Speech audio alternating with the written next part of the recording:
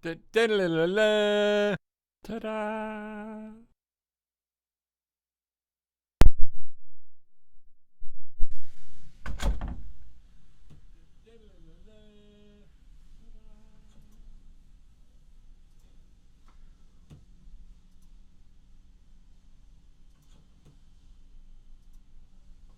One of these days, I will remember to turn on the mic before I hit stream.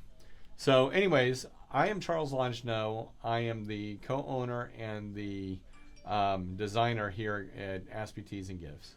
And what we do is we concept, we make, and we ship out all of our products from our shop in Greensboro, North Carolina. Um, what I would like to do is, what we like to do with this broadcast is give you a peek behind the curtains and see how we concept and design our t-shirts. One of the things is that I had a cold at the end of last week, so I'm coming off of a cold that I wasn't able to broadcast on Friday. But what I want to do is I want to add a little more depth to the broadcast, and this is why. There's a lot of times when we come up with an idea for a design, most of it's going to be done in Photoshop or Illustrator. There doesn't need to be a lot of hand illustration going on, and so and I'll just sit down and do it real quick. Whereas what I would like this to be is a little more centered around illustration. So I thought things over the weekend, and what I would like to do is not only invite you to take a look behind the curtains, but I would like to invite you guys to come on a journey with me to become a better illustrator. One of the things I found on YouTube this weekend was a tutorial on how to draw a hyper realistic eye with a pencil. And so what I did is I pulled up my app and I used the pencil brushes, and I followed her directions, and this is what I have this on the screen right here. So this is, and I'll go through this eye, and I'll show you some other designs that we're concepting out. And the last thing that I want to do today is I use a lot on my iPad a little program called Sketch Club. I love it. It's my favorite sketching app on the App Store. It's been years since I bought it, but it was only a couple of dollars when I purchased it. It has tremendous community. It has a very active developer that you can talk to. He's always on the app itself. I'm not sure if this is true, but my understanding is, and I've been using this for years, and it's been up, is that he originally designed the program so that his girlfriend had a way to draw on her iPad. So it was really one of the first sketch apps available, and it has been developing over the years constantly, and I just think that it's intuitive, it's easy to use, and it actually has a lot of powerful options behind it that many of the more expensive apps don't. So anyways, I'm going to introduce you to Sketch Club, take you on a little bit of a tour of it, and we'll talk a little bit more about the community. But the first thing I want to do, I did it a second ago, but I had forgot to turn on my mic, so I'm going to do it again.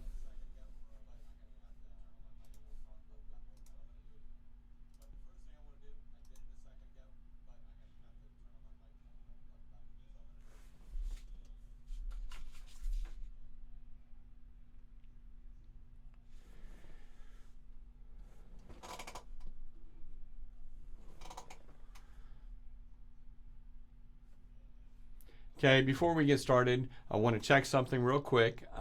It sounded to me through the headphones like there might be an echo. So I just want to ask somebody who should be monitoring this if they hear an echo on it. If not, I'll be right back and we'll get started. Is there an echo on the audio?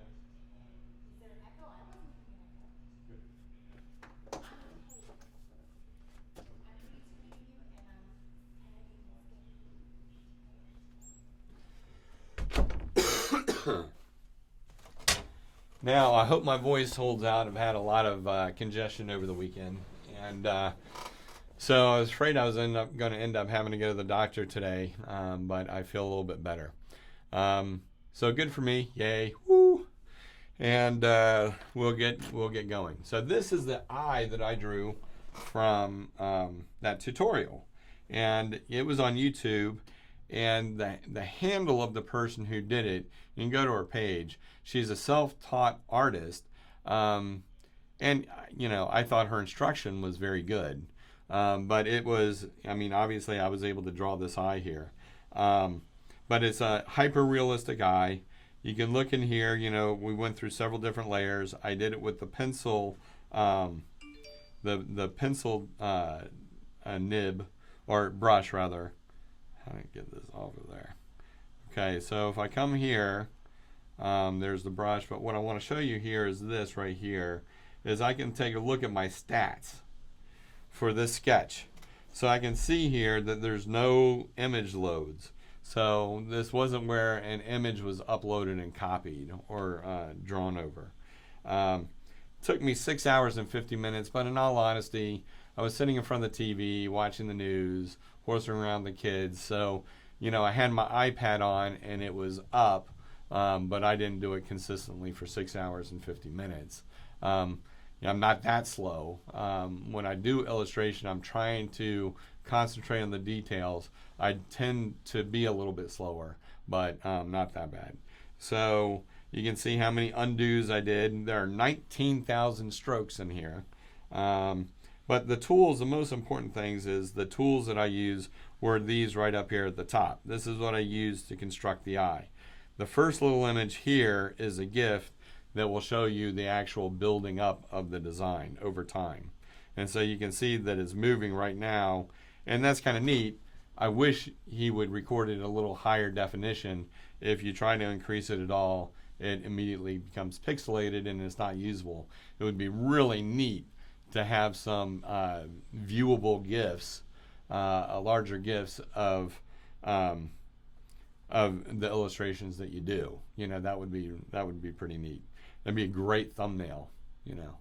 So anyways, the next one here is a pattern that is used for I think it's the B6 shading pencil. And then these two are the two different brushes that I was using for the two different pencils. So you can see that these were all pencil brushes that I use. They call them brushes, but here I'll show you. If I come up here to the brush and I select it, here are all the different pencil selections. You can have an A1 pencil, 4H is the hardness of the pencil, A2, that's 2B, A3 crayon, so on and so forth. Kind of walks you through the hardness and the softness of it. So you got a good number of tools here, just with the pencils to draw any design. And then much like Photoshop, you can really put anything, or Illustrator, you can really put just about any kind of pattern that you like into a brush, and you can create your own brushes. But they also have a whole library of brushes that you can download from.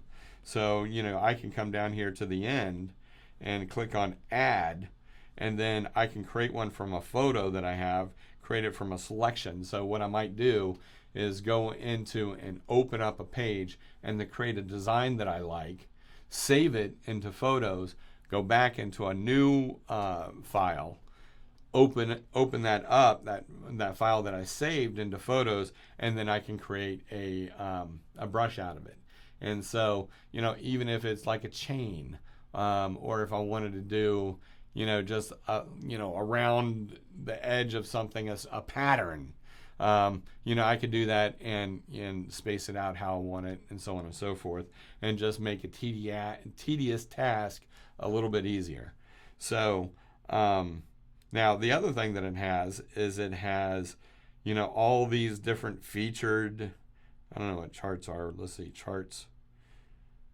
I don't know whether it's a chart, but anyways, these are all different brushes people in the community have made that are available to you that you can just grab and use. So, I'd hate to do it where you needed like a banana and you just tapped it once and then you have a drawn banana, or a lighthouse.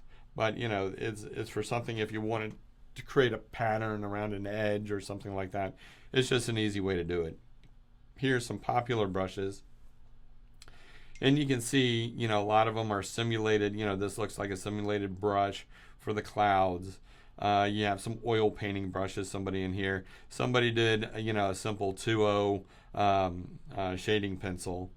Splatter, oil, not sure what linea means, but, or furtastic, I guess that's for creating fur. And then pressure sensitive, and that's what I was going to talk about. I use the Apple Pencil, and so I can use pressure in here, and I have it connected right up here in the top right hand side. There's this little Bluetooth symbol and a pencil.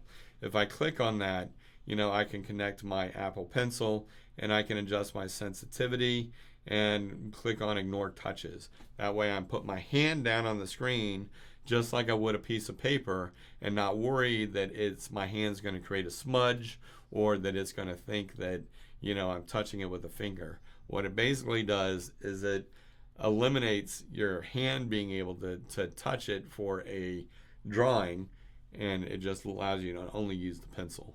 So if you leave that open, you can use both. And it will still register your fingers. It's just not going to allow it to draw on anything. See how I'm drawing and nothing's well, you can't see that, but I'm rubbing the screen and nothing's happening.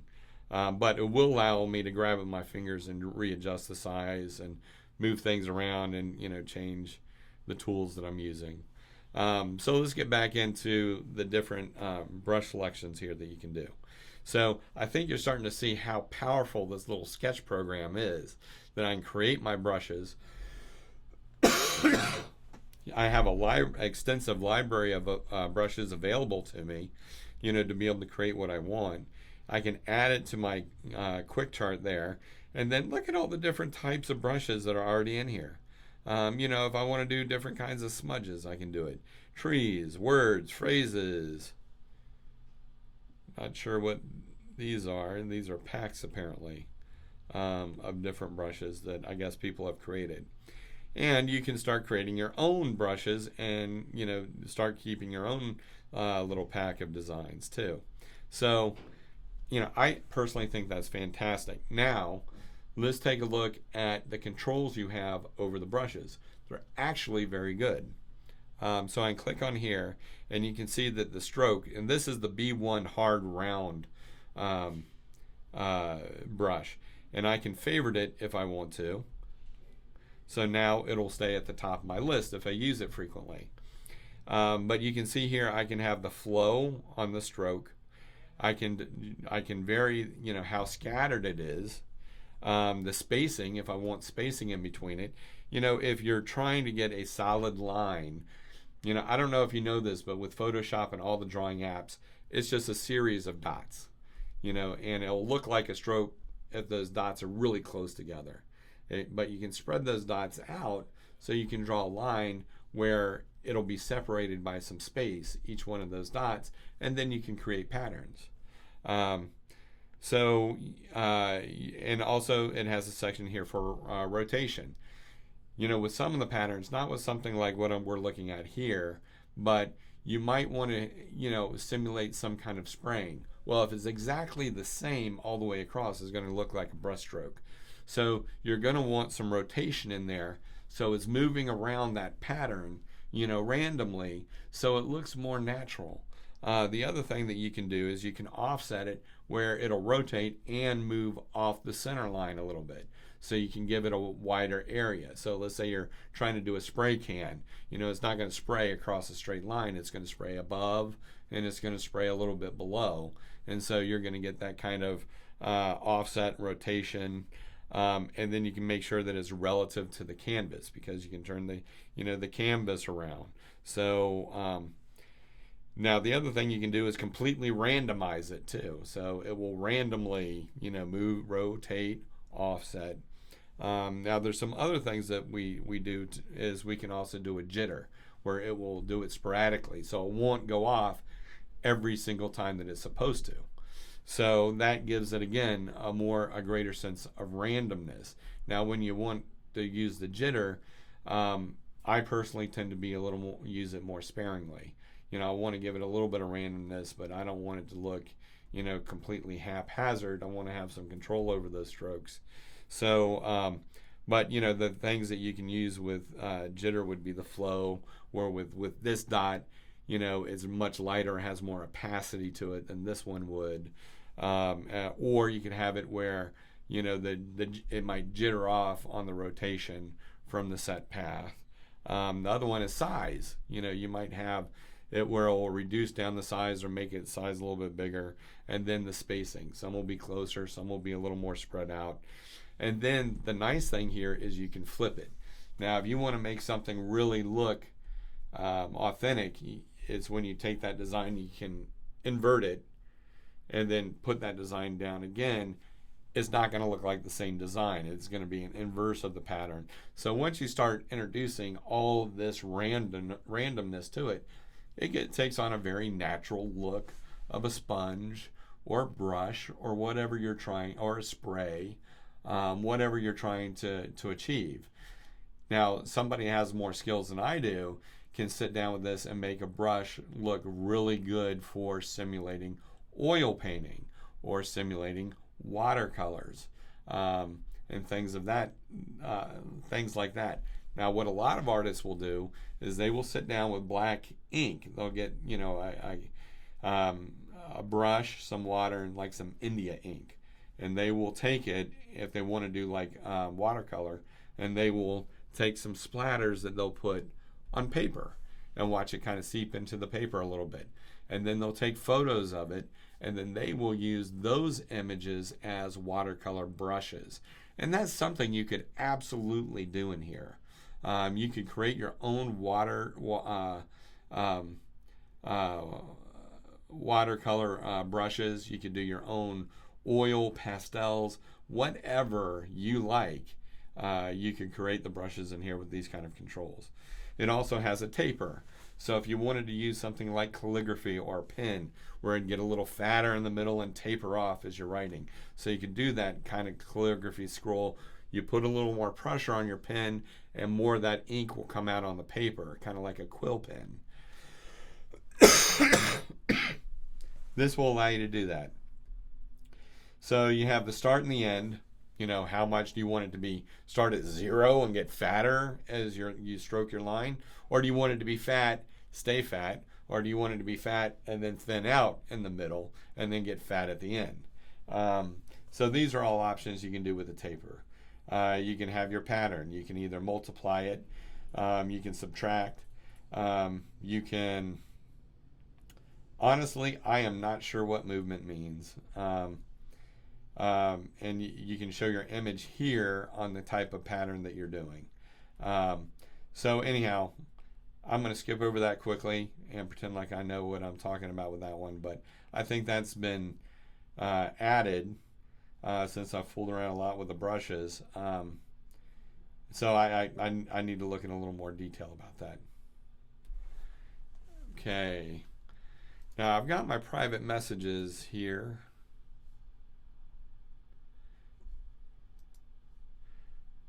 Let me just jump over real quickly.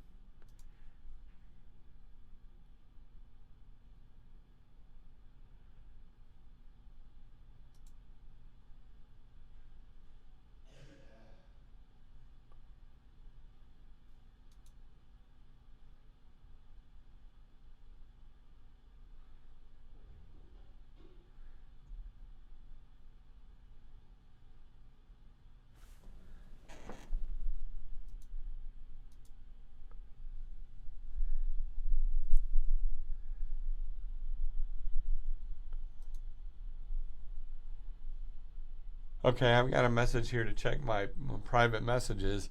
I'm not sure how to do that. Oh, wait. There it is.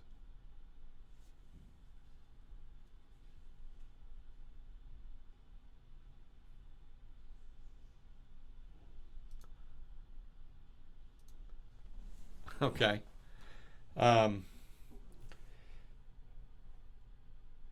Well, thank you very much. So the other things that we can do here is, we can taper, we can use patterns, And then we can do our size limits, so we can go up to increase the size by over 400% of the original size. And this is also, depending, we also have pressure, so that'll set the sensitivity, and the directness with your pencil. As you push down and you add more pressure, this little nib here screws off, and it's got a little pressure thing there. Nib, I guess you would call it. So when you push down, it's not going to adjust on this one. It's not going to adjust the size, but it will increase the flow to 100% with full pressure. Velocity will change either, how quickly you move your stroke. You can adjust size and flow. On this brush right here, it doesn't matter if I go slow as a snail or as fast as I can, it's going to stay consistent the size. And then down here, it will show you the curves so that you can look at everything and make sure that everything looks good.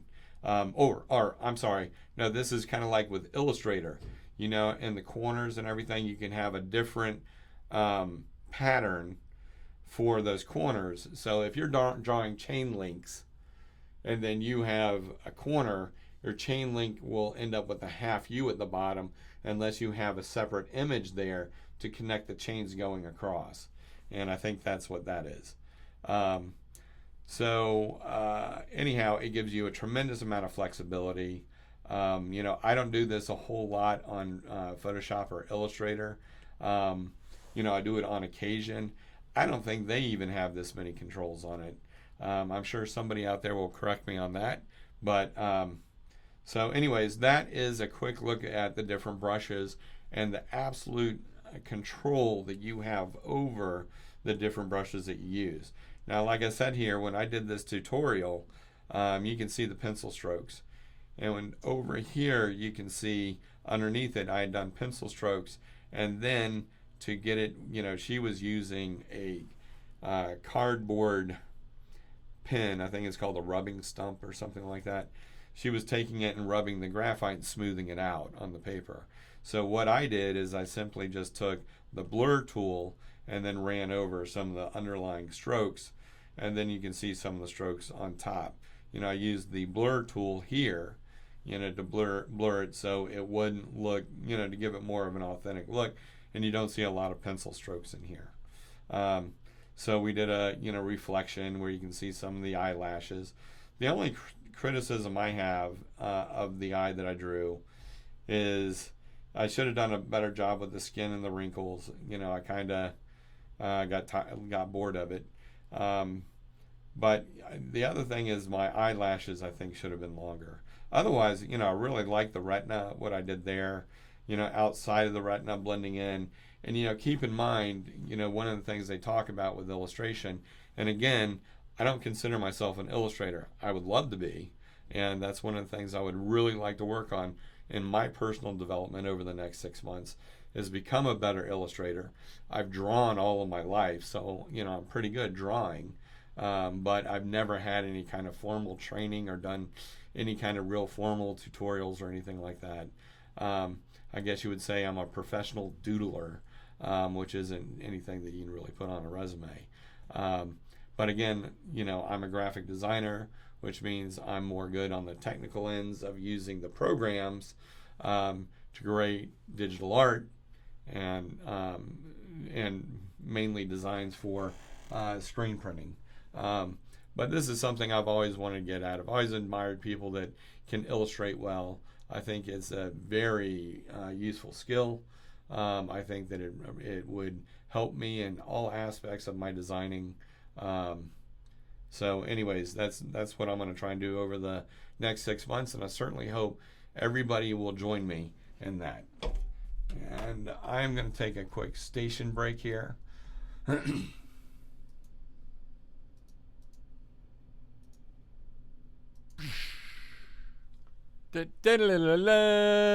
Ta-da! I'm Charles Longino. I apologize, I'm getting over a cold. I'm the co-owner and designer at Aspie Tees and Gifts. Please leave a comment in any of the comment sections.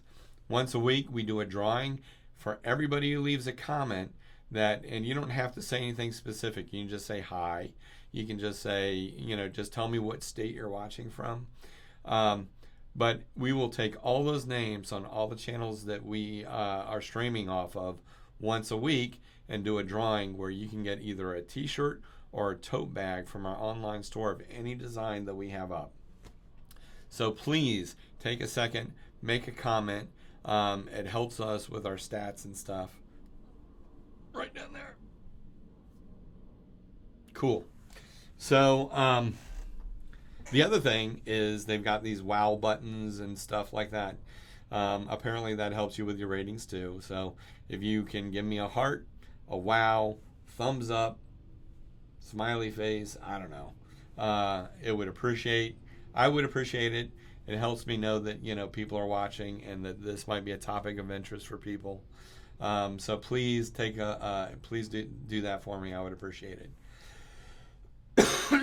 What we're talking about today is we're talking about some tutorial that I did of an eye over the weekend, and I'm taking this time. Get that back up. I'm taking this time to go over to go over this app that I use, and I absolutely love it, called Sketch Club. You don't see it promoted much on the iTunes store, and I don't think it's available for Android. It's just an iOS product. But I've used it for years. I think it's terrific. I think it's it's not designed to be Photoshop. It is designed to be a sketching app, and for what it is, I think it's absolutely the best out there. We went quickly through the brushes and all the power that you have in changing the brushes that you want. You have, blur here, but you have controls for each one. So, with your blur, you can do a motion blur. You can change the opacity, the size, and the strength of it. And you can see in this little, this is the transparency pattern up here. In here, I love this too. You can see the size of your nib, on the screen as you adjust it. That's just fantastic. But you can see the strength of what you're looking at. You can see the opacity levels. So you can see there, it'll show you how much of a blur it's going to be. That's a complete blur. We can change the size. So you can kind of get an idea of what you're going to be doing and how you're going to affect your drawing before you do it. And there's nothing worse than when you can't see the size of your nib or some of these things. And so you've got to sit here and try a little section of your drawing, hit undo, do it again, hit undo, and repeat this 10 times till you get it to the strength, the size, and the opacity that you want, when you can just see the tool right here. So with some of the other apps, they don't have this available. And so you've got to sit here and go through that whole exercise of trying it out, undoing, redoing your settings, trying it out, undoing, and then this just prevents you from having to do it. It's kind of a shortcut. And it's awesome. If you're sitting down and you're doing a long sketch, it's just these little things that make sketching, especially digital sketching, much more pleasant. I apologize. The next one is the eraser. Oh, and let me go back to the brushes again. Love these brushes. The other thing that you can do is down at the very bottom of this drop down, you can see that you can paint on or over, which means no matter what the background is, you'll paint over it, like there. Okay? So now let me change the color of this to red. And then I'll come down here and change the nib to on. And then I will do that. It will only paint on an existing opaque layer. So, or on the layer that you're on, and it has to be a rasterized section. It won't draw on the transparent section. It's kind of like in Photoshop when you do the alpha lock. Same thing. But this is great if you want to go in there and recolor different parts of your drawing. separate it into layers, and then you can go and see what colors look the best for what you're trying to achieve. So, that is just, it makes things easier. And one thing that even makes things even more easier and lets you do just so much more to your drawings and what you're trying to do is the next one, erase. So instead of, it has an erase tool here, and you can pick, what you want for it to erase. But there are some times that you want to have a little more control over what you're doing. Grab a brush, or more importantly, grab the fill tool if you want to get rid of a solid section of your drawing, and you put it on erase, and then you can area erase a part of your drawing. So it gives you just so much flexibility. Here you can get an overlay of screen, multiply, overlay on your pen, so as you're drawing. So if you want it to look more realistic, to where you're multiplying, so you're picking up some of the colors underneath of what you're doing, and this allows you to do that and build it up much like you would if you were actually doing like watercolor or something like that, where some of the ink would come through. So anyways, the other thing that you're allowed to do here, and this is on the fill one, is the threshold. If you've used Photoshop, you should be very familiar with threshold. It basically allows you to, how do you explain it? To pick up how solid something is. I don't know if that's the best way to do it. Might want to look that up on Google. But it will tell you, when you're trying to select an area, it'll tell you how solid the boundaries need to be. That hopefully is good. Otherwise, look it up on Google. And then the opacity as well. And that's the fill one. Yeah, blur, erase, fill, pen. This is just terrific. Yeah, pen nibs, so you can do calligraphy. You can do a bunch of dotted lines. So if I wanted to come in here and let's put this back on over and do a bunch of dotted lines, you could. And you can have all kinds of controls over the dotted lines, just like you do a regular pen. So you can have them vary. You can have them get bigger, smaller, taper, whatever you want to do. Here's a gel pen that tends the ink accumulates more when you put it down on the paper, it gets thins out, and then you usually get a little bit of a blob when you lift it up. Highlighter. So, that simulates a lot of these different types of technical pen. So, you can get a lot more variation on your pens as well. Let's get rid of this and then that.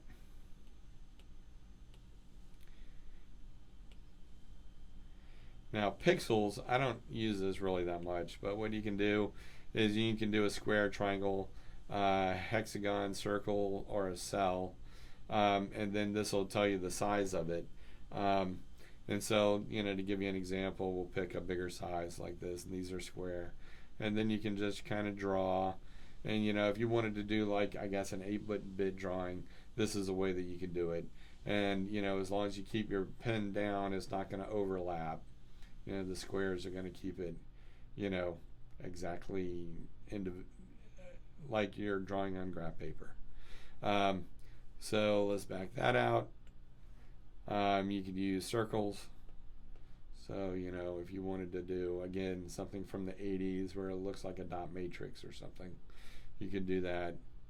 Get rid of that. Hex.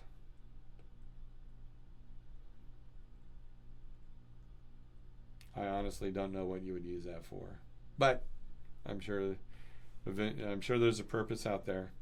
You have pressure that you can use, again, just like with the other nibs. Inset, you can just see how it gives you a little bit of separation between the dots with the inset, whereas here normally it just changes the opacity, but with the inset it changes the diameter. So that's kind of a neat tool. Don't use it very much. Use a procedural tool. What do we have it set on? All right, so you have these different ones, scaffolding. So you can see here it looks kind of like what a helix, double helix kind of design. Rake, particle. If you want to do grass, this allows you to do grass and things like that. You can do, the most, I think, you can do text.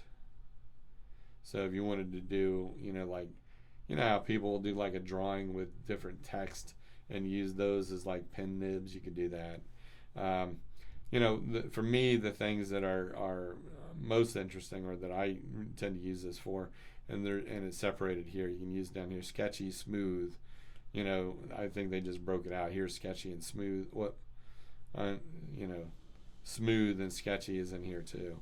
Those are procedurals also, but you can just grab it quicker from here. So the sketchy, this is good if you're sitting down and you're just making kind of a rough sketch where you want some smoothness and some automatic shadowing built in to what you're doing, where you're trying to get, the design, or you're trying to build the center lines or the structure of whatever you're going to draw. I just find it handy. It gives you a little more detail with less of the effort. And which is this one? Is this smooth? That's sketchy. I'll show you smooth, which I like better than sketchy. Like that. So it gives you kind of a feeling of smoothness as you're going through. So, and what it will do, is it will, digitally smooth out your line so you don't get the as you're drawing it. And so we can just back that out. But anyways, that's something that if you're trying to make your construction lines, it's very useful. So for quick sketching, it's a useful tool. I don't think, I typically don't use it for much more than that. I know other people do. So, it's, again, this is a basket of tools for you to use the way that you like it, and you will center on a way of drawing or a method of drawing that fits your personality and the things that you have. So anyways, we'll go from there. Hold on 2 seconds while I check chat.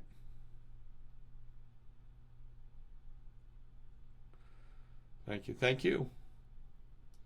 Somebody said they love what I'm working on. I appreciate it.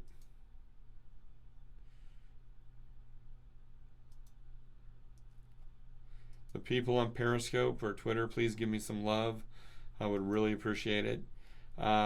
If anybody could take a moment and make a comment, yeah, right down there, I'd appreciate it. We are going to do a drawing once a week. We're going to take all the comments on all 4 of our live streams every day, and we are going to take those comments and put it into a drawing once a week. And anybody who wins the drawing can choose either a t-shirt or a tote bag from our store, any of the designs that we have up at our store, and we'll send it out to you. It's free. It's a prize, so you don't pay for prizes. My voice is starting to give out. I'm gonna keep going if I can, as long as I can, because I really wanted to go through this today. So I'm gonna stick to my guns. You have smudge here, so if you wanted to take it again, you can take a look here, and it'll show you, different tools that you can smudge with, and it'll show you what it'll look like. So, there's that, and you can add, different things to create a smudge pattern out of it. You can control the opacity and the size, and then we can take it and, let's get. You can see how we smudged it. Back that out. So I've walked through pretty much everything here, all the different tools that you have. You have text, in here you have, if you get an app called Any Font and load it up on your iPad, you can load up all the fonts that you have and that you've purchased over the years from your computer right onto your iPad. And they don't take up much space. You can load on all of them if you want. Also, in any font. You can purchase fonts directly. Only thing I would say is they don't have it standardized on what you can use for commercial or personal use. Some of them have lots of restrictions. Basically, if it doesn't say, here's the price, you can use it for whatever the heck you want to, for as long as you want to, for anything, you can change it, whatever. I don't buy it because I'm not going to remember out of 100 different fonts which font expires in 3 months, or I'm only allowed to use on 500 items, or I can only use it on short sleeve shirts but not long sleeve shirts. Some of these restrictions they put on these things are ridiculous, and I think some of them are actually traps to get you to buy it. And I don't know if it could be upheld in court, but nobody wants to get threatening letters, and so I just stick to I get a Creative Market, and I buy all my fonts through them because it's standardized. Once you buy a font, you can use the font commercially, personally, whatever you want, and you don't have to try and remember a different set of rules for each and every one. So that's my personal opinion, and I use any font to bring all my fonts that I have over into the iPad. So now so that is the text. You have control. You can see here just a ton of fonts. You can favorite them, so it'll end up at the top of your list. You can see I've loaded over a lot of different fonts into here. One of the things that I do like to do with the font is I'll take it, I'll write something out, I'll rasterize it, and then I might change or resize the letters. I might go in and draw some things. Once, kind of like with the ink for screen printing, once you get the ink from our supply store, that's the first step. You don't take the ink right out and immediately start using it through the screen. You then have to condition the ink. So you either have to mat it down, you can make it more glossy, you can make it thinner depending on the size of the screen that you're using. You can use it so that it has virtually no hand, and so you can condition it down so that it's very soft and absorbed all into the shirt. So there's a lot of different things that you can do with the inks. If you do that, it's gonna give you more of an older T-shirt look, and it's not gonna give you the solid opacity that you might have. So you wouldn't want to use that technique on a black shirt because it's not gonna look very good. Or maybe you want it to be very faint. I don't know. There's a lot of different things that you can do. So, but it's the same way here. Okay, so. Going back to the letters, that gives you a little bit of control over it, nowhere close to Photoshop or Illustrator. I tend not to do much text art or text work here in Sketch Club unless I'm making a lot of changes to that font. For example, when we just Zentangled that B, basically I took a font and I outlined it, and I used it as a template to draw over so that my drawing would be in the shape of a B. And that I did in here. But if I'm going to make small changes or anything like that, Photoshop and Illustrator, you're going to have a lot more control. It's going to be a lot easier. And this is, again, not designed to be or replace Photoshop or Illustrator. This is an excellent companion to the two of those, where you can sit here and do illustrations, which is hard to do unless you have a $3,000 Wacom tablet on Photoshop. If you've ever taken the black tablets that they used to have and try to draw down here while looking at a screen, I can tell you, if you've ever done it, it's for the birds. I can't do it. I'm not that coordinated. I'm sure if you had to do it every day, you'd get used to it. But it's not for me. I like this setup a lot. I did watch a video over the weekend of somebody using a Wacom tablet, and they have definitely improved over the years. I feel like I got some hair sticking out. They've definitely improved over the years, and it's very impressive. I gotta admit, there was a little bit of drool there. I did check my wallet and then moved on immediately. But they're very expensive. they're very nice. You would have to be generating a good bit of money off of a device like that. For me, I've got the iPad Pro. I love it. Love this program, as you can tell. The last thing that I'm going to show you here is, well, before I get to this one, there's one more thing in here called Select I wanted to show you. But I want to show you the layers first. So here's all the different layers that you can do. You can set the opacity for the layers. You can create it just like that. You can go into the different blend modes. You see you have the majority of the blend modes that you can find on Photoshop. Photoshop probably has about 10 more. You can do a color fill, so you can make a one of the layers solid. So I can come in here and say, all right, I want a red layer, and then just create a background layer like that. You can turn it on and off the layer, clear it out. You can create a filter for it, which would be right up here. So you can see you have lots of special effects that you can use. Now that's impressive for a Sketch app to have this amount of special effects that you can use on it. And with the blend mode, honestly, for digital drawing, I just don't think, I can't see what more you would really need. You can copy down between layers, you can merge layers, you can transform a layer. So, I can take it here and I can increase, the size. I'm on a blank layer, but so that's why the eye's not moving. If I start moving around the eye a lot, I could cancel out of it. But if you start transforming on anything a lot and moving it around, you're going to end up pixelating the heck out of your artwork. But, well, that didn't do it.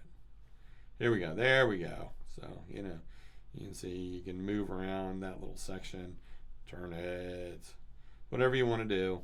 I'm going to cancel out so I don't lose, nothing becomes pixelated. So these are the tools here with the different layers. Now, what I was going to show you here is, let's turn this layer off. All right, let's make a simple drawing here. So I can say, hi. Yeah. Amazing artwork on my part. So here I'm going to come over to Select, and then I can come down here and I can do Select Layer. Now, if I wanted to do like an edge, I can select it and then I can expand the dancing ants, is what I call them, marching ants, so that I can create a border. Here you can create a border, and you'd have to just play around with this. If you've ever tried to manipulate it on the screen with a mouse, you can testify at how difficult it can be to get it exactly the way you want with select tools. If you're able to use a pencil and you can do it right here, man, it makes life easy. And the other thing that you can do is you can take the select tool and grab like just a part of your design. Let's make sure I'm on the same layer. Yep. And then I can click the transform tool and transform it right on that layer. So I can turn it, I can resize it, I can do whatever I want to with it right there on that layer. So I think that's really nifty. The other thing that I can do is come in here, which is awesome, and I can just click layer, and you can see all the little marching ants come around everything on that layer. Now I can go down to the next layer, and I can come back up here and do expand, and we'll go out 15 points. All right, now it's gone out, it's expanded those marching ants by 15 pixels from where they were. So I can then come up here and grab my brush, pick a different color. Something goes really well with green, with red, like green. And then, give myself a nice big fat brush and come in here, and it's only going to paint in the selected highlights. Now, because I have this layered below the layer I had originally selected, it's going to look like an outline. If I take this away, it's going to look solid. So, so it's not just painting in there, it's painting everywhere in between. I just have it on two separate layers. So that's how that works.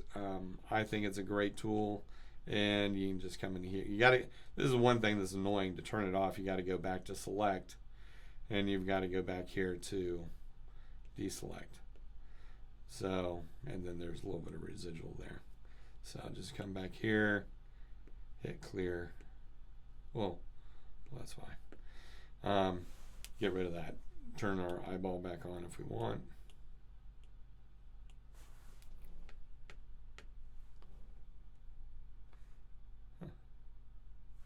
There we go. All right. I'm not sure if my pencil disconnected or what. Battery might have died. Anyways, let me just see something real quick. Yeah, okay. So anyways, so that shows you all the different tools. I've shown you the layers, the deletes that you can do, or the undos, or the redos. Used to be 20. I don't know what they are today, but it seems to me like I can go back more than 20. But I gotta tell you, I haven't counted it. I've never encountered a problem where I've tried to undo, get back to something I was doing, and ran out of undos. So it's whatever it's set at, it's fine for me. It's never been a problem. Now the other thing you can do is you can grab, and I love this more than anything. It's my favorite part of this program, is I can grab the canvas and manipulate it. I don't have to turn my iPad. I just pinch it and I just expand my fingers to move around the canvas. So I can zoom in as close as I want, even down to the pixels if I want to make a small adjustment. Or I can zoom out and get a far look at it. Now, as far as the detail that you get out of this program, I have it set to, let me get out of this. So we'll discard changes. We'll create a new sketch here, and you can see down here, we don't want templates. We'll go to custom. No. Yeah, and you can make it pretty much whatever you want here in the custom. But digital, the iPad Pro screen, which is 2732 or 2048 pixels at 300 dpi. That's really good. Now, it's not going to be good enough if you're designing something for a high-end printer. So if you're doing high-end comics, but if you're a professional at that level, you're gonna have a Wacom tablet. That's how you're gonna be doing it. If you take something here on the iPad Pro, a little program, is probably just gonna be for personal use and sketching. So, but for personal use and sketching, or even for what I do, it's more than what I need. So it's just perfect. So, but anyways, let's go back into a sketch. Let's go back to the eye. Now the other thing you can do here is you have a little more control. You can move this around your screen, move it over here, I'll go against the side. You can bring up, your colors here if you want to have, your little color scheme. And we'll talk about that a little bit too. So let's go in here to your color wheel. You can change, you obviously have all your standard controls.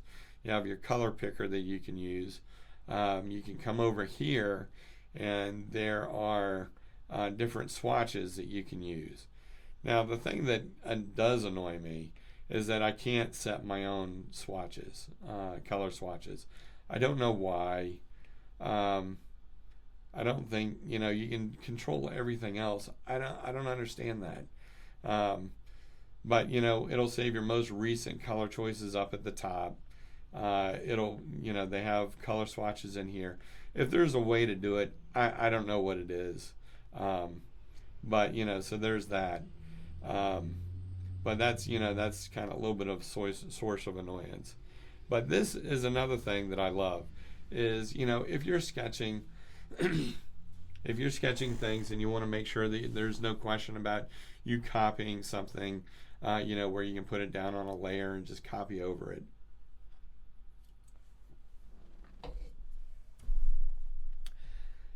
You can come up here to this corner, to the top left corner, and you can see this very light mountain icon. Tap on that, and that resides under your canvas. So when your canvas is fully expanded, it covers it up.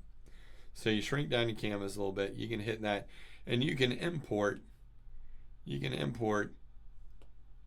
your reference, and it will sit on top of all of your layers. You cannot put your layers on top of it to cheat. So, but the nice thing is you don't have to keep closing this out and going to your photos to look at your reference. You can have your reference here, and you can zip it down so it's really small, where I still have it on the screen. I can take my reference here, move it over here if I'm working in this area. This just makes it so much easier. And you can quickly go into your photos and grab 3 or 4 references. Like most people that are illustrating, they're probably not going to take one reference to get what they have pictured in their mind. They might have 3 or 4 from different angles, that they're going to be looking at as they're illustrating something out. And this allows them to quickly, easily do it, move it out of the way, blow it up to see what they're trying to see, and you can see the resolution is very good. So, this is, again, just one of those little things in here that is so thoughtful, that just makes life so much easier that I don't think exists in any of the other sketch programs. To me, it's just one of those things that makes it a lot easier to do this.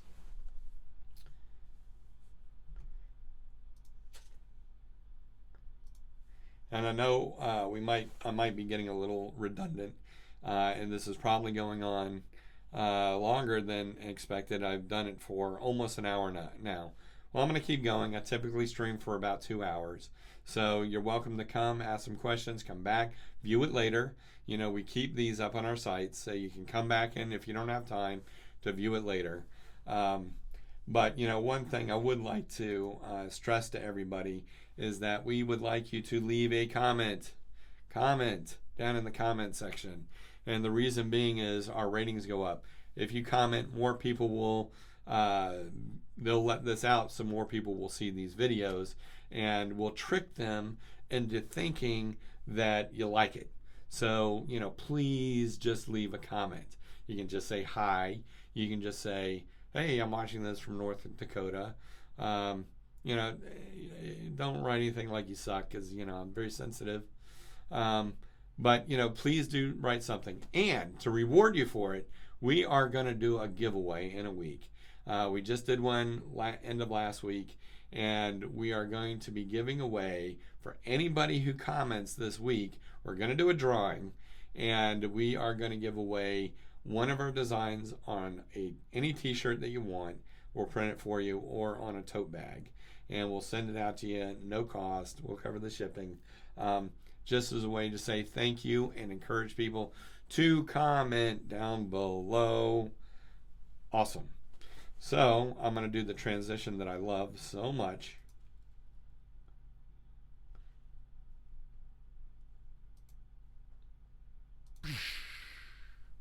Ta-da! Really, since I put the logo and the website on the side under my picture, that really is kind of redundant. But anyways, I made an After Effects. I'm very proud of it. Really liked it. I thought it was neat. So anyhow, so this is one of the things that we like. Right now we're talking about an app called Sketch Club, that is for the iOS. I use it on the iPad Pro. I don't use a Wacom tablet. They do look amazing. I did salivate over watching a demo of one over the weekend, which would be great to be able to design right into Photoshop. But I'll tell you, I like this app so much for sketching and illustrating that I would probably continue to use this even if I had a Wacom tablet. But when, there are certain things that I use, the Illustrator, Photoshop, and Sketch Club are 3 different tools for you to produce a product. There's some overlap between them, but they're very different tools. And for, starting or being able to create an illustration, and with graphic design and with printing, especially printing on t-shirts and things we've talked about before, with dot gain and things like that, very fine illustrations, isn't what we're typically going to be doing.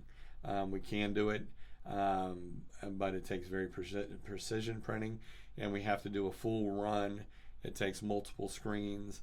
It takes a lot of setup time, a lot of burn time to get the screens just right to be able to do very small halftones and to be able to print it right. So, and to keep the screens cleared.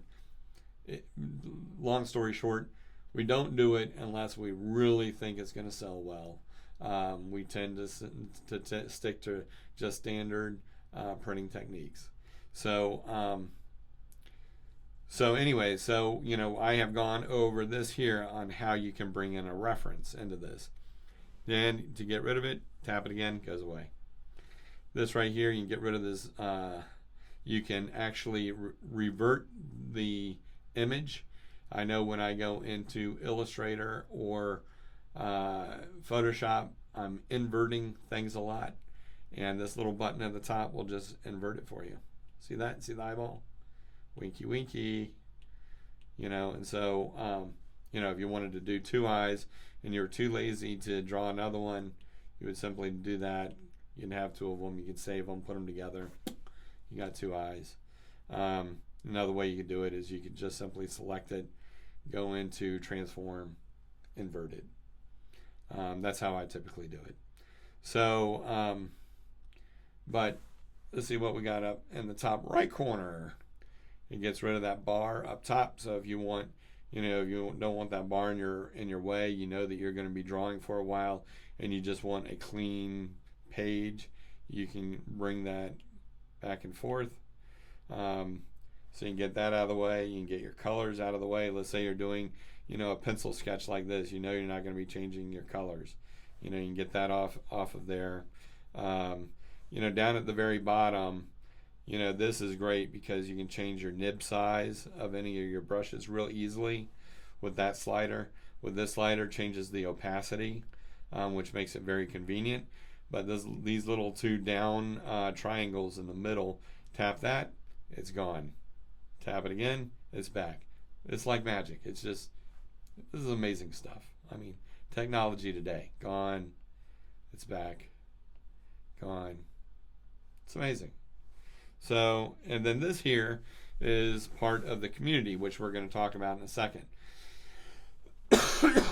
Sketch Club, my understanding is, and I could be spreading a complete lie, I don't know, somebody in the community a long time ago told me that the guy who designed this, that goes by the handle of Black Pawn, don't know why, I'm sure there's a story behind that, super nice guy, but he originally designed this so that his girlfriend would have a way to sketch on her iPad.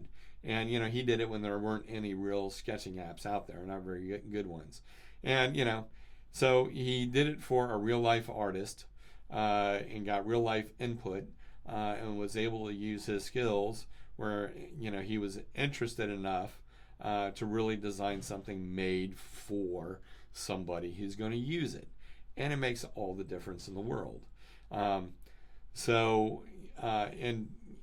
Keep in mind that there are some programs out there that are vectorized. This is a rasterized program. So you're going to be dealing with PNGs, you can do transparencies, but there's no vector art here. So if you're doing a lot of expanding, contracting of any images, you are going to have pixelation, and you got to be aware of that. So draw it to the size that you want it.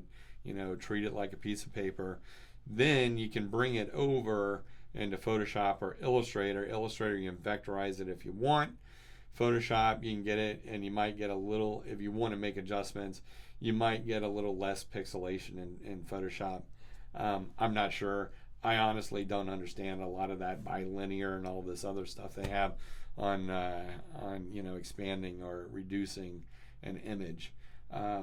All I know is, Photoshop, whatever they have set it at, tends to do a very good job at it with very little pixelation. So the algorithms that they use, I think, might be a little more sophisticated than this. But so that's one thing that I'll say about this drawing app is it is a rasterized program. It deals with pixels, not vectors. And so that's something to keep in mind. So now let's get back down to this bottom left. You get these two little call out boxes.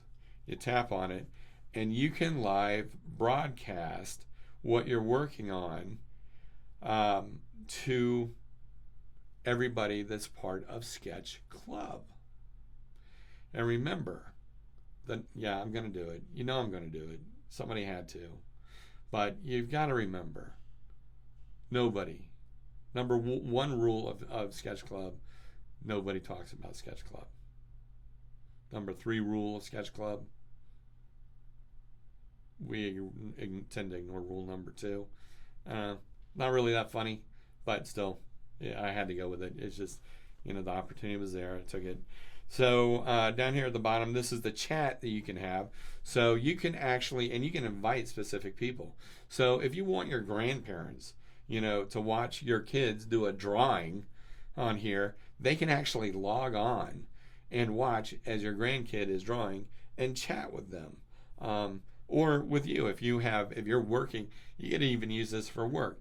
If you're going to do some whiteboarding with a colleague over in California and you're here in North Carolina, you can set it up so that you can stream it directly from the program itself. Okay, this is not the streaming that I'm using.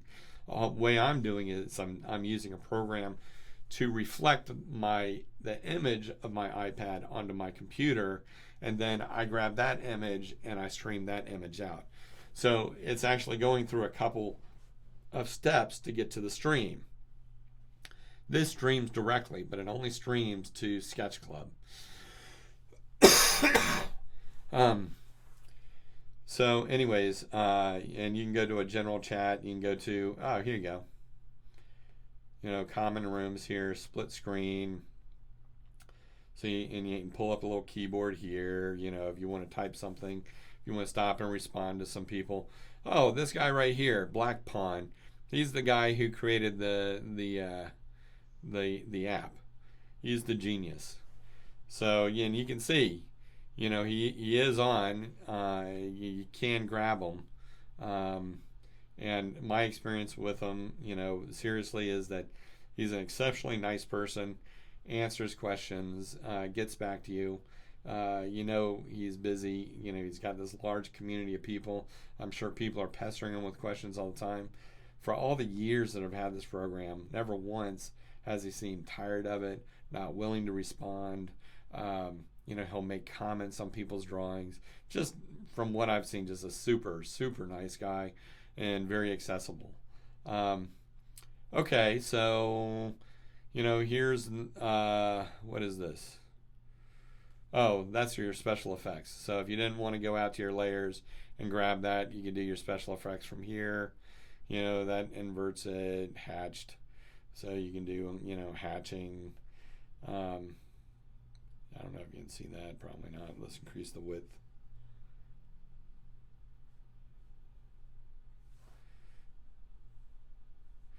That makes it look like a bad TV screen from the 70s, doesn't it? So anyways, let's get rid of that. There's a whole bunch of different filters you can use there. Okay, I think I've covered everything within the actual drawing app itself. And as you can see, like I said, I think this app cost me like $1.99. I mean, it costs basically nothing. And so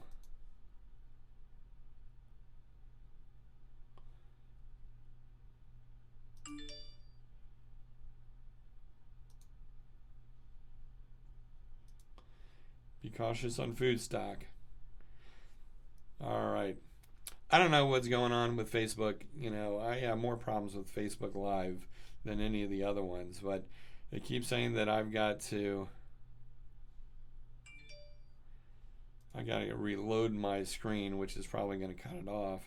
I have some comments there. I was trying to read them real quick. Let me just kind of jump around.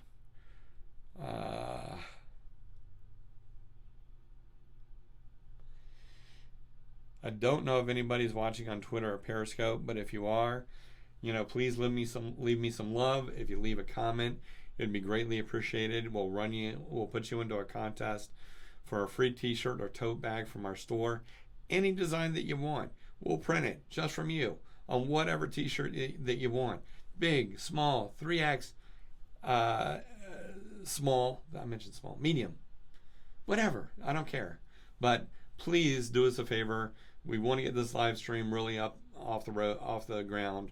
We're putting a lot of time into it, and it would be very helpful to us if you would just leave a comment. You can just say hi, let us know where you're watching from, whatever it is, and we would greatly appreciate that. So please leave a comment. Feel free to give me some love on Periscope, the little hearts. Give me some love on Facebook. Hit the wow button, because wow, this is amazing. And so hit the wow button. And, the other ones, thumbs up, whatever, likes, points, whatever it is. So let's get back to it. I don't see anything here. It seems to me that with Periscope and Twitter, most of the people don't watch it live. We'll get a couple people come in and out, but they tend to watch the restreams. It's interesting. Facebook, we tend to get more people live, and then Twitter and Twitch and YouTube live, we get occasional person will come in. Sometimes they'll comment. Sometimes they won't. But I'm asking you right now, please comment. It would be great. I would appreciate it. And let's see here. I don't see anything from Twitch or from YouTube at the moment. All right. So we will just keep going. And I'm going to get out of here, out of this individual thing. And this is cool too. You can import photos. You can create a t-shirt, and you can have it sent out to a direct-to-garment printer. So if you create a design that you wanted to do for a friend, family reunion, something like that, it's going to cost you, being a printer myself, it's going to be a little bit more expensive way to do it. But, for the convenience of a one-off shirt, our minimum is 100 shirts. And even then, we tend to be more selective with people that we want to work with. But, for a one-off shirt, you're going to pay probably $20 to $25 a shirt. I don't know what it costs, but they're going to run it through a direct-to-garment printer. It's not, direct-to-garment printers are terrific technology that is heading in the right direction. It is not as good as a screen print yet. I would imagine probably next couple years it will be comparable, if not better. But the technology on the inks, especially on darker shirts with a white underbase, is not there yet. If you're using a direct-to-garment printer, if you want my advice, print on lighter color t-shirts. It's going to stay better, much better, and it will last longer on your shirt. If you use that white underbase, it'll start breaking apart and looking kind of crummy relatively quickly. So anyways, from a printer, the technology is all the same for direct-to-garment printers. So, if you print on a t-shirt, put it on a light t-shirt and, do it without an underbase if you can. That'll give you the longest lasting design. So anyways, enough of that. We're going to get out of here, and we are going to click this little world up here, and you can see some of my doodles and designs. This is Sketch Club. This is me over here, Shazam. This is an illustration, or I tried to paint something years ago that was on the cover of Our State magazine. We're in North Carolina. It's a North Carolina magazine. I actually laid it down on the desk and tried to do a version of it, and that's what I came up with. So we can see here, let's get out of, whoops, let's get back in here. Oh, there we go. All right, this is a little different. So where does this take me? Featured sketches. I've got a message. So, you can upload your drawings here, and you get a lot of creative support. Other people take a look at it. So if you do a nice job with it, you can get your illustration featured, which means that it goes to the top. It won't disappear from the screen as fast. More people tend to make comments on it. You can earn something called glops by the more activity you use and the more thumbs up you give to people to encourage people to interact, with that you can earn hearts, and you can give those hearts. So you've got to actually do something, to earn the glops that will eventually earn you a heart. So it's a little more valuable. So you really will give the hearts to the drawings you think are very good. It allows you to make comments. You can see it in high detail. You can see all the steps that they used and all the stats. So you can see if anybody, is just pulling in a photo and painting on top of it, or whether or not they're really using it, how much skill they have, if they're using just one brush and, they're able to create that design with that one brush, or if they're using lots of different brushes and pulling different things in, into their brushes and things like that. And you can see how quickly they did it. That's usually the telltale sign of whether or not they actually took the time doing it themselves. Somebody who spent 4 hours and 20,000 strokes, they didn't just pull in a photo and paint on top of it. They actually drew it out. Either that or they are the worst artist that there could be. But that's not going to be the case. So anyways, and what I have found over the years is the quality of the sketches people have uploaded have gotten better every single year. And I use Sketch Club all the time. I don't participate in the community that much. I'm going to start doing it more because I have set a goal for myself to become a better illustrator over the next 6 months. So part of what I'm going to be doing during the live stream is looking at some tutorials and stuff that I'm doing along with the stuff that I'm designing for work. So you can see some more practical uses of illustration and see what I come across to. I have never been officially trained as an illustrator. I've been drawing since I was a kid. I enjoy it. I am a graphic designer, but I certainly have room for improvement. But then again, by looking at the eye that I drew over the weekend, you can see on that detail that I didn't just start drawing yesterday either.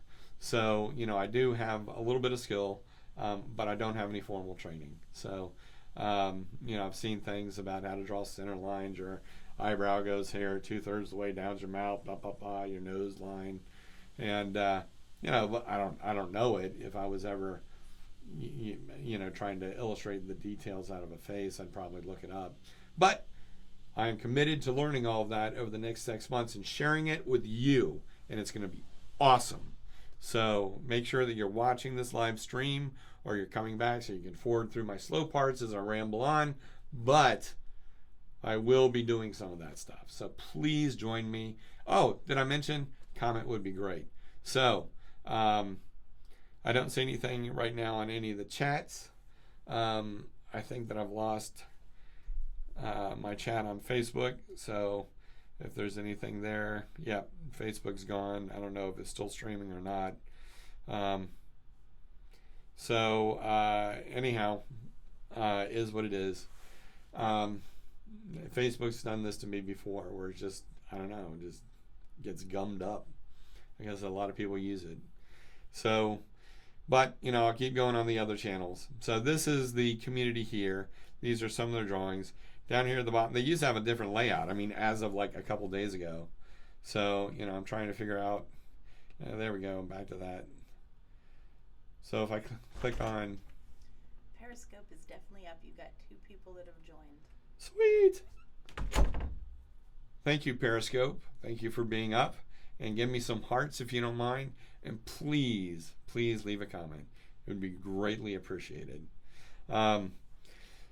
So, here, now this is the page that I'm used to coming up on. What did I hit? I wasn't even paying attention. Home, I guess. So, and you can see the chatter of people that are online right now. They have challenges. Today's challenge is cute. We'll tap on that and we'll take a look and see what people are submitting for that. You can see the different artists that are online right now. And this is how many glops they have or how long, it kind of gives you an idea of how long they've been a part of the community. Now, I've been a part of Sketch Club probably, 6 years. I don't know.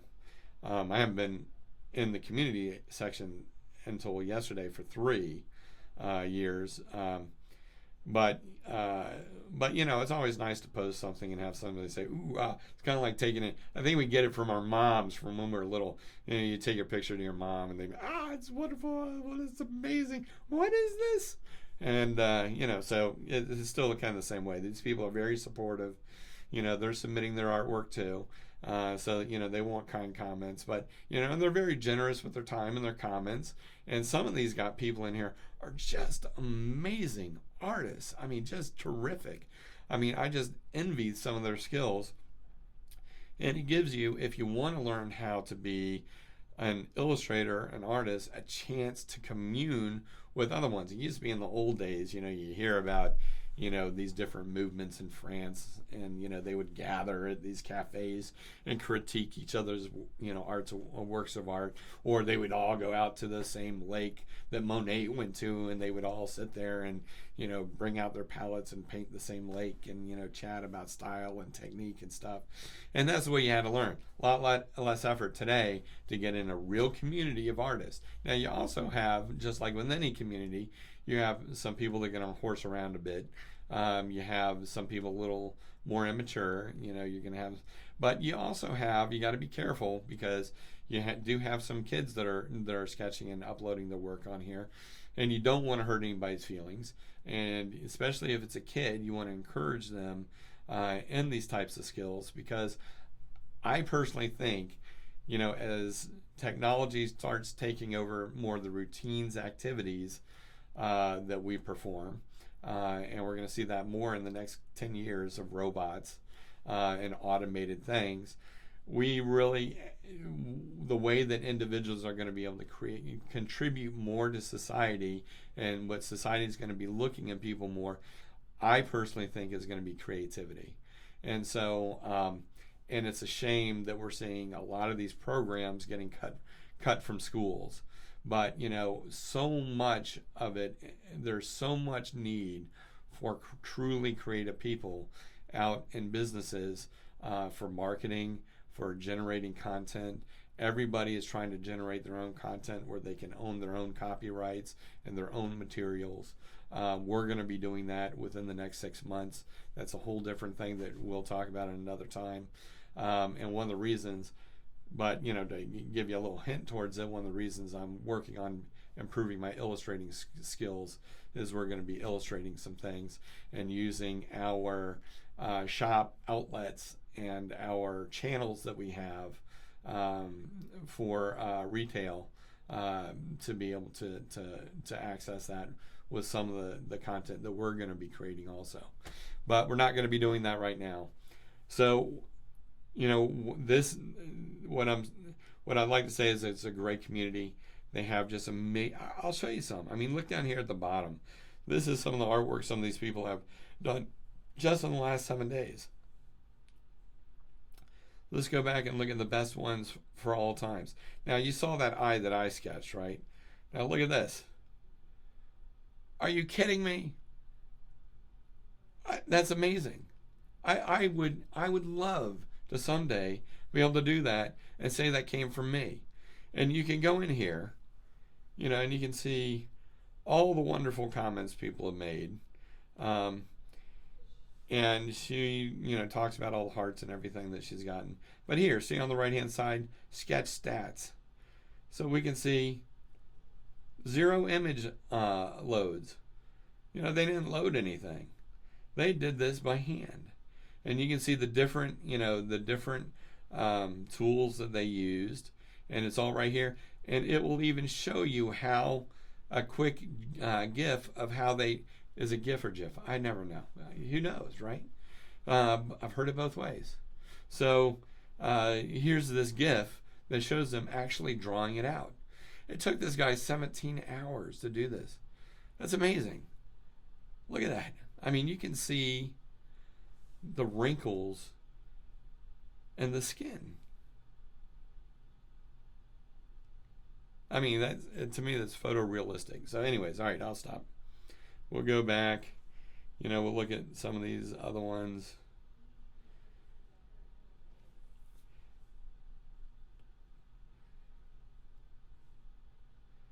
Here's Batman. Yeah, somebody drew that one. Vermeer, he's a terrific artist. And I think Vermeer, that's his handle here. I don't know if he's still active on here or not. He used to be very active. But I think Vermeer was somebody who was known to, somebody who copied money. What do you call that? Counterfeiter. I think he was a counterfeiter, a famous counterfeiter. Could be wrong, but for some reason I think that's right. So anyways, but that's a handle of one of the artists, and you can tap on it and see all of his other stuff too. So you can go through and see all these different portraits, all the incredible creativity that people bring to this. Right there with the squid coming out. Just terrific. So that's the community here. Now they also have, as a part of the community, let's go home. They have compos, which are basically competitions. And so you can join it and you see they give you a topic, for each compo, and you can go back and you can look at them all and you can compete and you get rewards, let me bring this back up, sorry.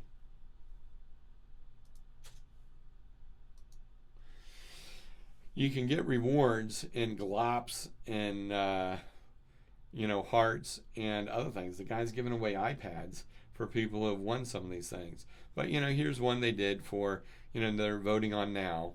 So you can come in here and you can join it. These are the rules. Here are the prizes.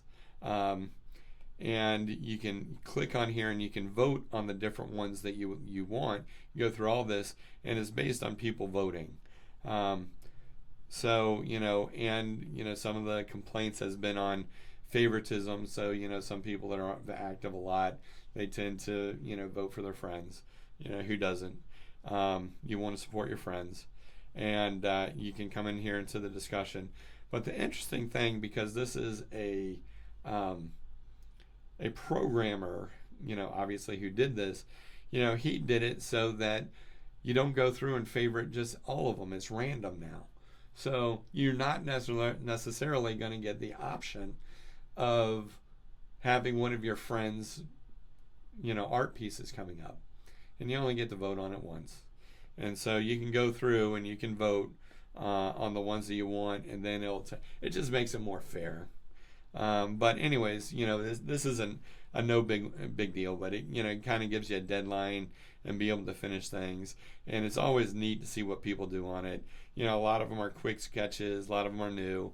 I don't know how long this compo's been up, but let's go to one that's been completed. Here's one for Halloween, and it's Halloween time. All right, and then he always does a video that you can watch about all the submissions, where they go through and they walk through it all. It's kind of neat. But look at this. It's just Happy Halloween, first prize. That's terrific.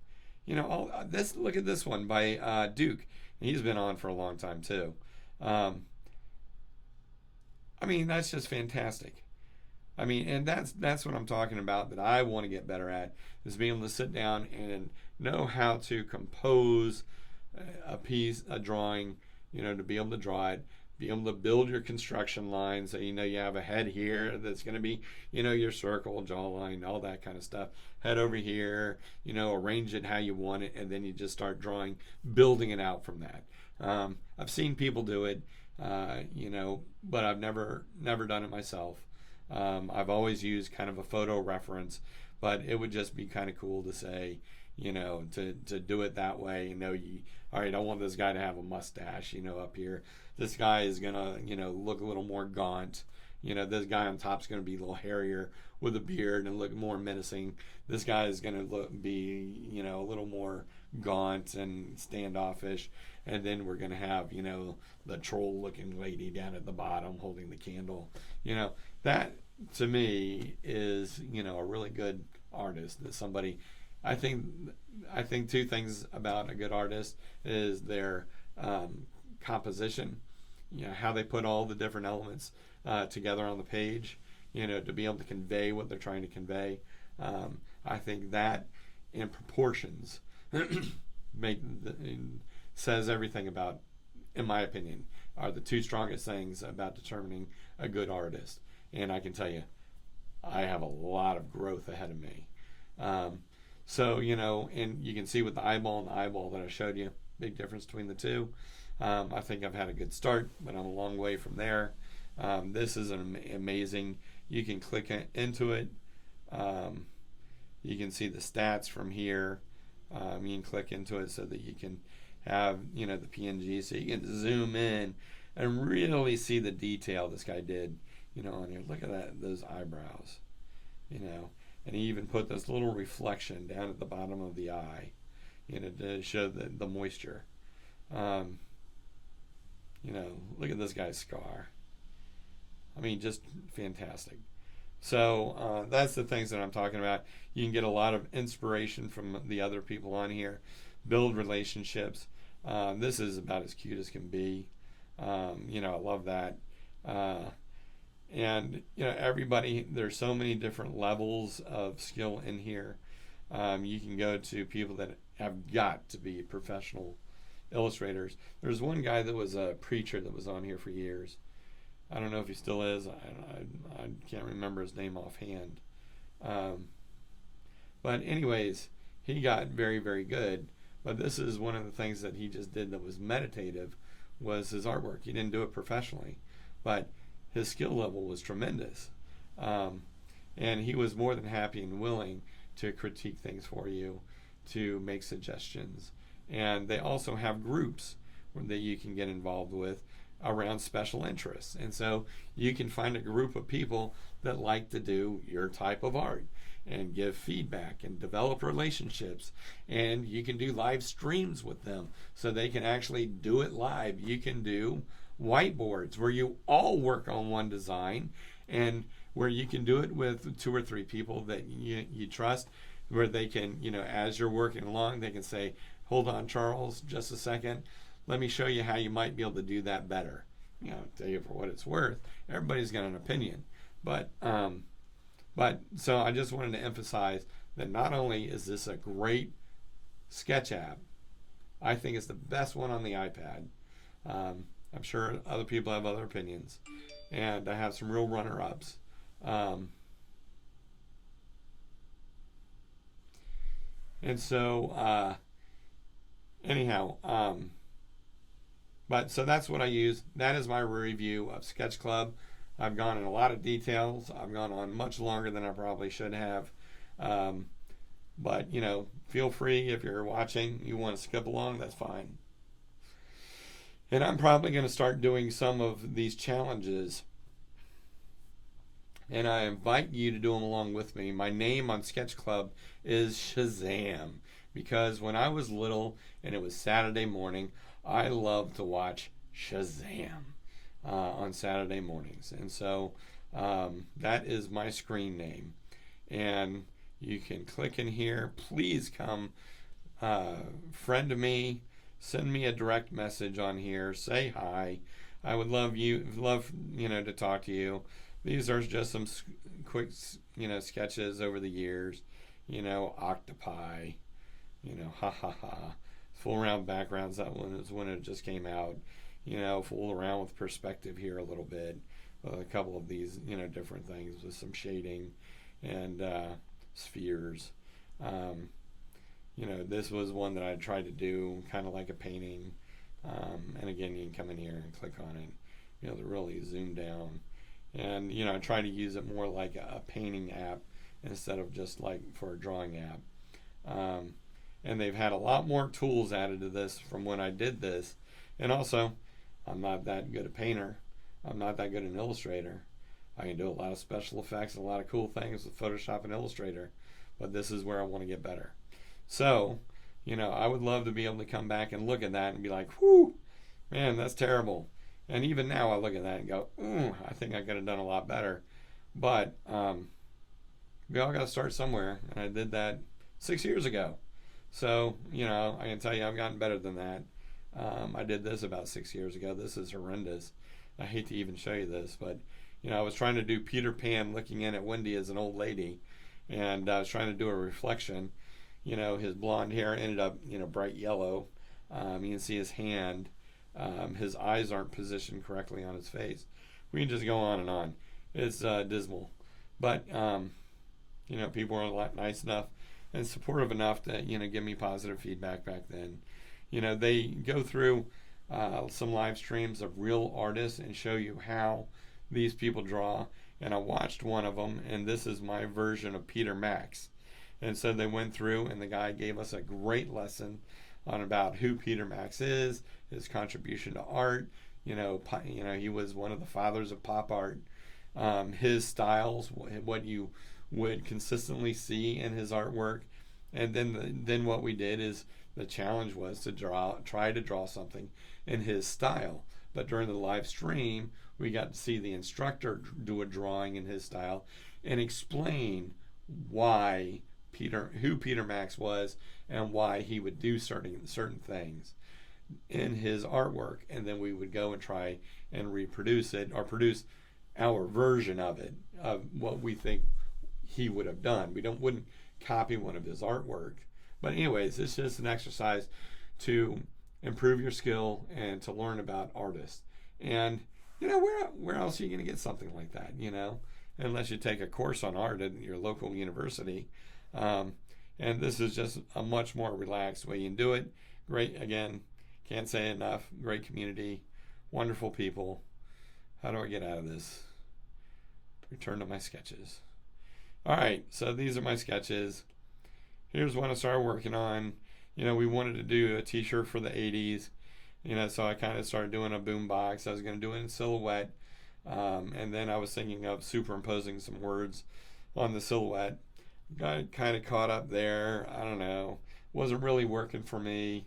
I don't know. Now I have this. In 6 months, I might think, oh, that silhouette with that boom box that I started, that would be cool if I did X, Y, or Z with it. Or if I just took that silhouette and did, a marker sketch around it where such and such is going on. I don't know. But, I've got the asset now. It's the beginning of one. But I'm kind of stuck on it. It didn't really go anywhere. So we'll just warehouse that one. We have the blessed one that you guys were nice enough to sit around and watch me Zentangle for 3 days. That is now refusing to open. Open! Let me close this down and reopen it. See if we can get that to open. There we go. So there's the Zentangle. And then, this is what I was talking about. This is actually the font that I used. I didn't have to do anything special to get that E over the S. But what I was talking about, sometimes I'll play with the fonts. I'll do exactly this. I'll grab an S, make it bigger, shape it a little bit different from another one. Grab the E, make it smaller, put it over the S. So you can give it a little more style than a lot of the typical fonts out there. I might go around and, put some dots in here. I'll give you an example. So if I was sitting here, I might simply, take my pencil. All right, let's grab the eraser. Whoops. Grab the eraser tool. Come in here, bring up the opacity all the way. Let's check out our nib. Where is it? There it is. So, we get about that size. And then you can just come in here and say, it'd look cool to have a dot. And let's get on the right layer, I guess. There we go. And then come in here and just say, oh. Let's grab the right brush. We'll take that solid one. Let's see, get this all the way up. There's size there. And just come in here. Whoop, we'll do that a little bit bigger.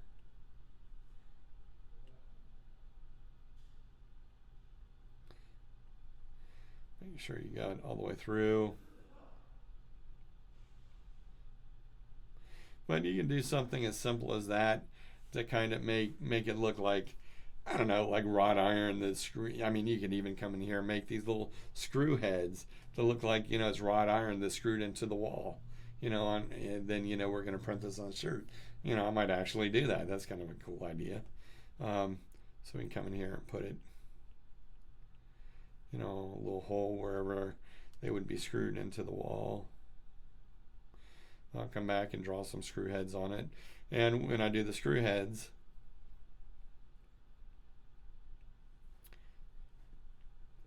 how's that look? Looks kind of neat.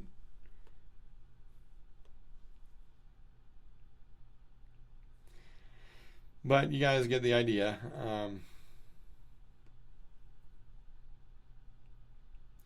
Now I've started it. I've got to finish it for some reason, even though I know I'm not going to keep it like that. Because I don't. The other thing to keep in mind is, anytime that you erase here, like I talked about, this is all rasterized. So anything that you do is destructive. So I like to keep copies of things before I do anything destructive to it on a separate layer. And after a while, when I feel comfortable with it, I'll commit. It's all about the commitment, right? But basically, until I commit and we post it up online, I like to keep another copy of it where I haven't done anything that destructive. Now, it wouldn't be hard for me to fix it. I would just take a black pen and cover it back up. But still, I still like, if I'm going to destroy something, I like to keep a copy of it. There's times I've gotten burned, and it just leaves such a sour taste in your mouth. You just kind of learn to save things as much as you can. So anyways, that's the Zentangle that we did. What I'll probably do is just save it, and instead of saving it, I'll just save my changes. So it'll be a completely new file. I don't tend to name anything in here. Sometimes I do. You can see it's usually all untitled. Here's the design that we did. Harvest Kindness. Did that, and Jackie thought it would be a cool t-shirt, and I think it came out great. And we've got those on bags. I was thinking about doing this funny design about, Make America Great Again, and doing it manga style. And you know how a lot of the manga characters have hats? And so I was going to draw like a manga face, cartoon kid, with the hat, with MAGA on it, and him putting an N in there. But then politics got so overheated, I was afraid that, people would get mad for some reason and wouldn't see think I was making fun of them, or wouldn't see the joke in it. And so, I stepped away from that.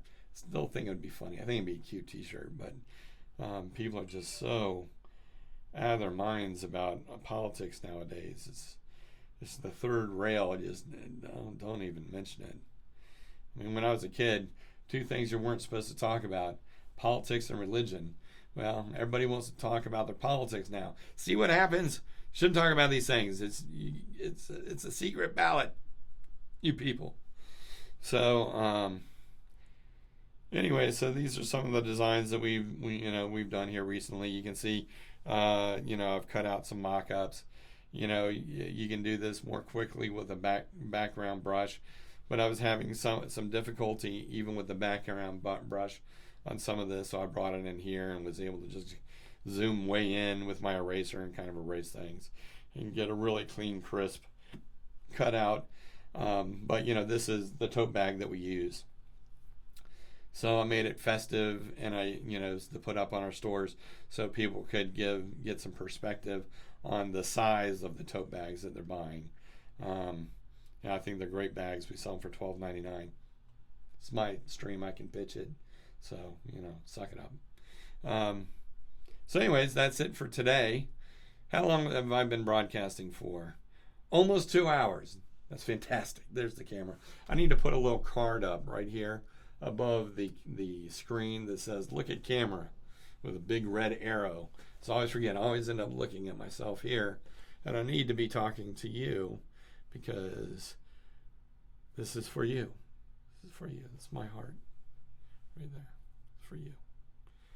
So I really appreciate you guys joining me today and watching this live stream. I hope that you come back. I hope that you leave a comment. We're going to start working through some of my design time. I'm going to be adding, improving on illustrating. I would love for you guys to join me on this journey. If any of you have Sketch Club or have used it before or are active on Sketch Club, and I've got to find a way to turn off these stupid notifications all the time. But anyways, on Sketch Club, I would love for you guys to be able to come in and friend me. I'd love to see what you're doing. I'd love for you guys to see what I'm working on personally. And if you want, we can even take a look at it on some of our streams. But I want this to be a real community with the live stream, so that we get to know each other, that we have regular people coming in and watching and participating. So when I do say I invite you, I'm being very sincere. I want to share this stream with you, and we will be doing this every single day, 10 o'clock Eastern Standard Time, and we want you here. So please join us. Please leave a comment. Please hit that wow button. Hit that thumbs up. Hit whatever it is. Just hit it and leave us some feedback. And thanks so much. We will see you tomorrow at 10 o'clock. Hopefully we'll have something new and interesting. I can't believe with getting over this cold I was able to talk for 2 hours.